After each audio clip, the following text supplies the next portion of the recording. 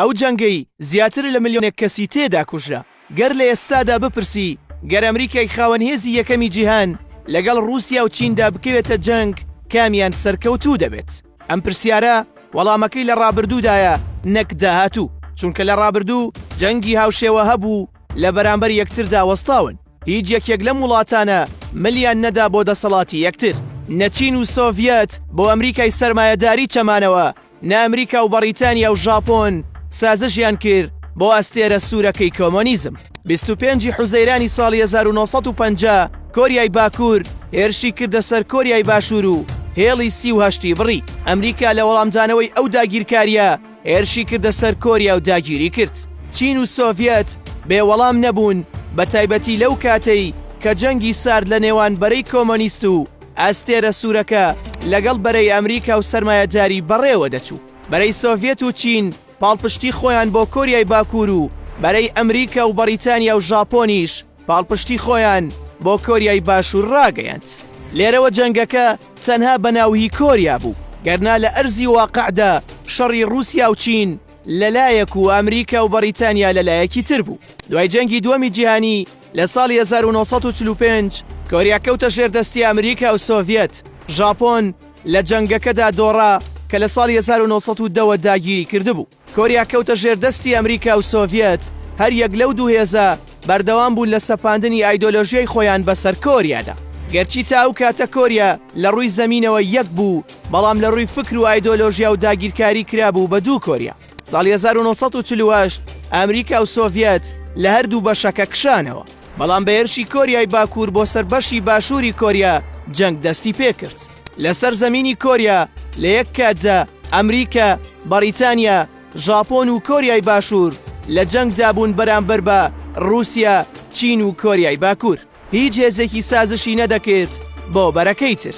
مێژووی ئەم جەنگە کە ساڵی 1950 دەستی پێکرد درێژەی کێشە تا 27 تەموزی ساڵی 1953. لەم جەنگەدا ئەمریکا و هاوپەیمانەکانی بەپێی سەرچاوەکان بە 92214 سەرباز بەشدار بوون، هەرچی بەرەی سۆڤیەت و هاوپەیمانەکان بوو بە 1,642,600 سەرباز بەشداری جەنگەکەیان کرد. ئامارەکانی جەنگی کۆریا: کۆریای باشوور 147,000 کوژرا و 210,000 بریندار. ئەمریکا 36,000 کوژرا و بەپێی هەندێک سەرچاوەی تر 54,246 کوژرا و ژمارەی سەربازی ونبووەکان 7,700 سەرباز بوو. کۆریای باکوور 300,000 کوژرا و 210,000 بریندار. هەرچی پەیوەستە بە لە ناوچوونی خەڵکی سڤیل زیاتر لە ملیۆنێک کەس بوونە قوربانی.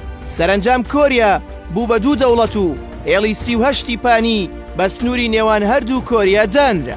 مێژووی کۆریا بەپێی سەرچاوەکان دەگەڕێتەوە بۆ 3000 ساڵ بەر لە زاین و لە یەکگرتنی هەر سێ شانشینی کۆگۆریۆ، بایکچی، شیلا پێک هاتووە.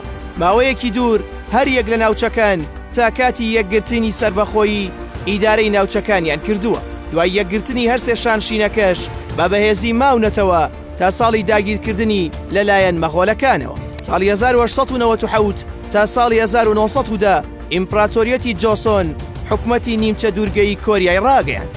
دواتر ڕووسەکان ماوەیەک داگیریان کرد و پاشان کەوتە ژێردەستی ژاپۆن تا جەنگی دووەمی جیهانی. لە ئێستادا هەردوو کۆریا خاوەن سەربەخۆیی خۆیانن. ئەم جەنگە بوو بەهۆی لێکدابڕانی کۆریای باکوور و ئەمریکا تا هاتنە سەرکاری دۆناڵد ترەمپ.